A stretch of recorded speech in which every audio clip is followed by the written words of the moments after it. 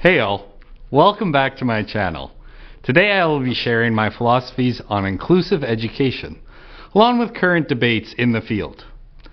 What inclusive education means to me is ensuring that all students have an opportunity to thrive in my classroom. Students with different exceptionalities have different strengths and perspectives that need to be considered to provide the highest quality education for all students.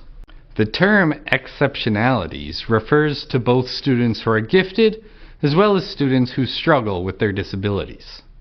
An inclusive educational environment places a high value on community and allows all students to use their strengths to thrive in their own way.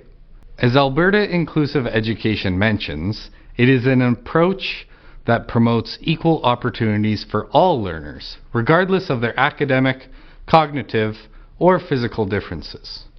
Therefore, it is the goal of Alberta education to help students feel like there's a place in society where they can thrive.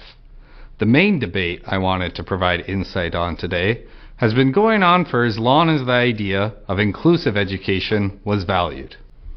This debate is on whether the education system should be mainstreaming students with exceptionalities or providing them with their own programming, whether that is in their own specific schools or classrooms. Mainstreaming students is the practice of placing students with exceptionalities in regular programming classrooms and developing specific programming for the student within the classroom of their peers. The flip side of this coin would be special needs education. An educational system based on this practice would provide students with exceptionalities with their own class or even own school. Many educators argue for and against both types of programming, as some educators see benefits in one when compared to the other. A major argument for mainstreaming exceptional students is that students will get a better grasp on societal norms and will gain valuable skills in being a part of a community. By not segregating students, it can also develop skills in the rest of the students in your class. These skills are important for the development of youth, such as empathy and tolerance towards their peers. If students are exposed to students with exceptionalities, then they will get to know the students personally, instead of just knowing them as the disabled kid. Now let's hear the other side of the argument. Pushback from mainstreaming students with exceptionalities comes from educators believing public education is not equipped with enough resources to best aid students' exceptionalities. This can lead to students with exceptionalities not receiving the level of education that they deserve. Others are worried about the overall integration of the student into regular programming. Many students with exceptionalities who have taken part in mainstream education have reported cases of bullying from peers or neglect from educators.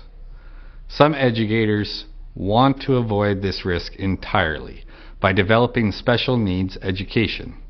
Just as this side believes that public schools aren't equipped with enough resources to provide quality education, special needs schools would be better equipped to meet the needs of these students with exceptionalities. In special needs schools or classrooms, there would be educators specifically trained in providing high quality care for students with exceptionalities.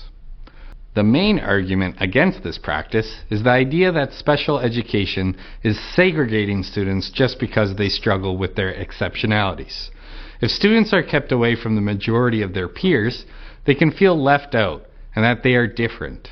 Students in special education are lacking this sense of belonging and community when they are told that they are different from everyone else, and those differences are negative.